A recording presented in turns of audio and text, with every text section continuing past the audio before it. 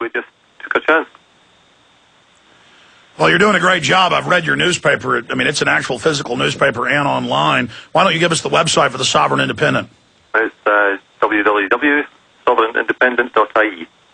.ie for Ireland. Ireland. Now, the video is short. It looks like it's shot on a cell phone camera. We can clearly... Yeah, well, Dave was very conscious of not having the camera confiscated, so he kind of held it down about waist level and just took Sure, whatever so describe the full exchange and what happened and what he did when you came and basically stood beside him. Well, I tried to put the paper on the table in front of him, but I was very conscious of not touching him or disturbing any of the glasses and stuff on the table because I didn't want to be, charged with assaulting him or damaging property or anything. And Dave, who's the guy with the English accent, was the guy you can hear most on the video. We just said to him, we don't want your New World Order, and we're not your slaves. And we just walked off and left him to it. But he looked stunned. He looked absolutely stunned, and I'm sure he was, for a moment, very scared. Well, yeah, everywhere he goes now, I mean, we get these reports every few weeks, and videos are posted every month or so of, he's in a walk in the park with his bodyguard. We're not your slaves. We're not your property. We don't want your world government. Everywhere he goes, he's being confronted. And I want to read the quote here. In David Rockefeller's book, Memoirs, he admits he is part of a secret cabal working to destroy the United States and create a new world order. Here's a direct quote from the book, page 405 from the paperback. Some believe we, the Rockefeller family, are part of a secret cabal working against the best interests of the United States, characterizing my family and me as internationalist and of conspiring with others around the world to build a more integrated global political and economic structure. One world, if you will. If that's the charge, I stand guilty, and I am proud of it. Here's another quote from the Trilateral Commission, 1991, Evian, France. We are grateful to the Washington Post, the New York Times, Time Magazine, and other great publications whose directors have attended our meetings and respected their promise of discretion for almost 40 years. It would have been impossible for us to develop our plan for the world if we would have been subject to the bright lights of publicity during those years. But the work is now much more sophisticated and prepared to march towards a world government. The supranational sovereignty of an intellectual elite and world bankers is surely preferable to the national auto-determination practice in past centuries. And we actually have that quote in the newspaper, and I believe Bill Clinton was at that meeting. Absolutely, and again, he's given countless speeches along these lines. I want to play the video of We Are Change screaming at him as he entered the hotel to meet with your president. Here's that video.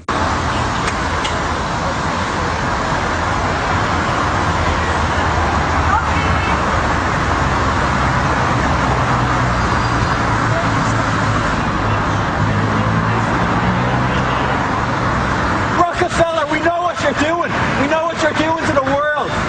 Rockefeller, your New World Order will never come in. You're running out of time. Scumbag, you've rushed it. You screwed up. You're not going to stop the Irish, Rockefeller, you scumbag. We are the Irish. We know what you're up to, Rockefeller. It's all going to come crumbling down. All right. Now, let's go back to a year ago. We Are Change confronting Jay Rockefeller. This is the senator who says we'd be better off never inventing the internet, trying to pass legislation to control it and to restrict it. I mean, this guy is pure New World Order. We ready with that clip? Okay, here it is. Senator Rockefeller? Yes. I'd like to know if you're aware that we, the American people, are aware of the agenda of the Council on Foreign Relations and the Bilderberg Group. And if you could comment on that, please, because very concerning to a lot of us. You know, I have 37 people lined up right outside Senator Schumer's office, all of them wanting to answer precisely that question. Well, could you just take a brief moment and let us... No, because we're not talking. We're talking about something a little bit... Well, something that's so important, it sort of transcends everything else that we're talking about, sir. Could you comment on that, please? No.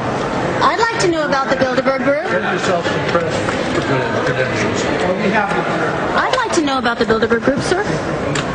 Well, that's not part of our discussion. When can we discuss that with you, sir? Can. Thank you. Thank you.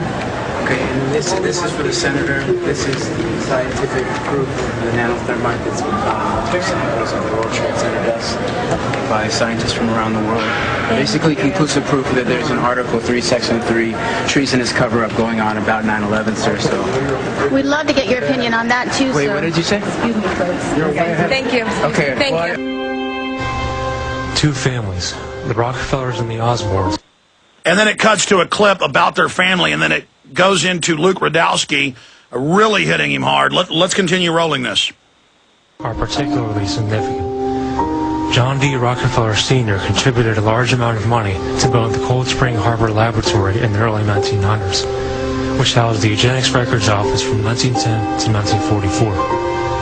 Rockefeller influence also spread overseas to Germany, where the Kaiser Wilhelm Institute for Psychiatry and the Kaiser Wilhelm Institute for Eugenics, Anthropology, and Human Heredity resided. Much of the money used to run these facilities came directly from Rockefeller.